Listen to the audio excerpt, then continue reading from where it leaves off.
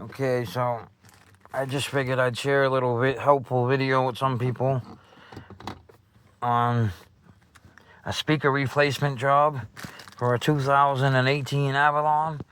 Now, some vehicles might be different. Some Toyota vehicles, different years, Avalons changed their styling a little bit or whatever the case is. Now, as you can see here, here's the front dash panel. Now, on the 2018 XLE, I believe that's what I have here. Let's check it real quick. Yep. So anyways, it's the XLE model, non-JBL with factory navigation. It could be different for JBL, but I'm assuming the speaker location is in the same area. So anyways, there's an option for a third speaker in here, which is probably for the JBL audio. I don't have that. So here it is. Here's the kick panel. So what you gotta do if you want to replace these factory speakers, I know they're different in different models. Usually there's a grill on one side and then a grill on the other side on the right, and you just pop them off. Well, they decided to make a whole trim panel go all the way across, and it involves some tricky stuff. Tiny bit tricky, removing the A-pillar kick panel. Now, you want to be careful when you're doing this. Messing with airbags could be dangerous, especially if there's still power going to them, and you don't want to damage nothing. So, you want to make sure your negative battery cable is disconnected, or at least the positive, and you want to wait about 50 minutes, so the energy can drain out of this. That way there, if you damage something accidentally, you don't get smashed in the face with the airbag. Now, there's plastic clips in here, too, going through this pillar. So you don't want to break any of those plastic clips. They could be brittle, so you want to be careful with that. So anyways, you take your plastic pry trim tool, and you go under the corners here. Shoot, all the way down. Pry it up. Just get it like loose. You get it loose. Now, you don't really want this pried up when you're taking off the kick panel. The A-pillar panel for the side you're working on. You kind of want it down. But once you get it loose, you can take a feel for how it is. So you get it loose. Then you take your tool here and you pry. Here, here, and here. Now, before you do any of that, you want to loosen this door seal.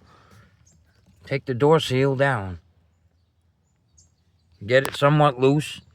Then you want to do the little bit of prying. Now, you want to be careful, because if you can see here, there's a plastic clip up here. Now, this will be hanging on the inside of this kick panel. Like so. Okay? Here's the kick panel. Okay, this is the top part of it. Now this thing here will be hanging into it, so it won't want to come loose, even once you get the bottom and the top loose.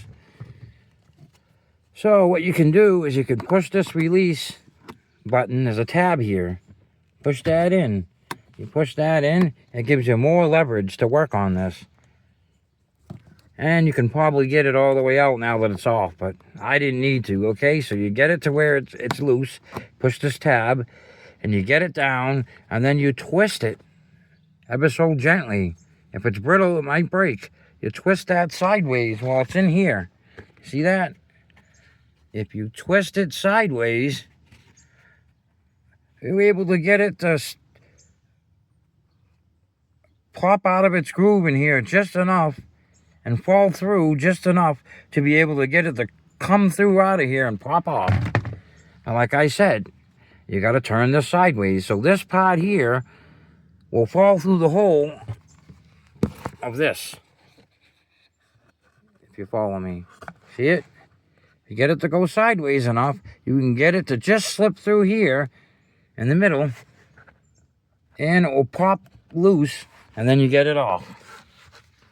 Then all you gotta do is take out two 10mm bolts and you have access to the factory speaker. Then you replace this somewhat pile of junk.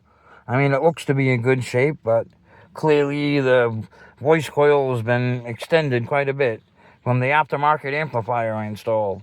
So if you're planning on installing an aftermarket amplifier, or you just want the sound quality to be better, then you might want to work on this or tackle this. Just for lack of better terms, you might want to get all the speakers out of here. I have an 8-speaker system.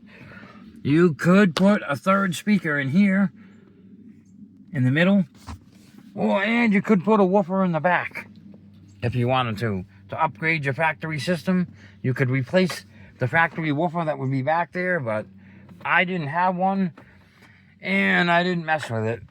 There's 6x9s in the back.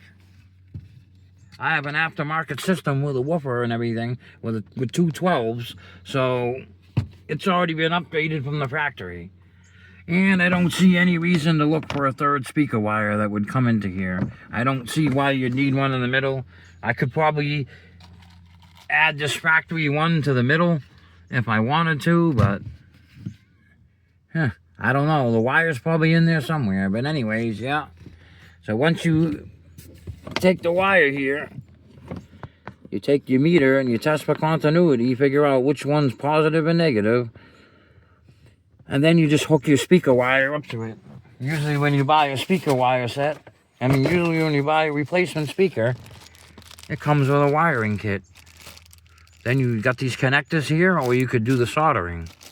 Whatever you choose to do. Soldering's a more effective way. The connection will be better that way. So you hook the two wires up, clip them onto the back of the new unit, like so.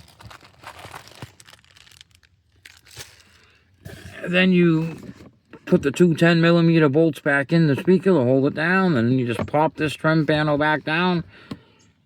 And then you take the A-pillar cover, like so, and you pop that back on. And you make sure you got to twist this sideways to get it back into the hole, and then you pop it back together.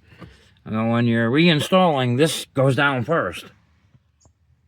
The front dash panel that goes all the way across, that goes down first. Then you put the A-pillar on. To removal, though, you got to get the A-pillar trim off. Then you pop this up. It can be loose, but to remove it completely, you got to do this part first. So anyways, thanks for watching.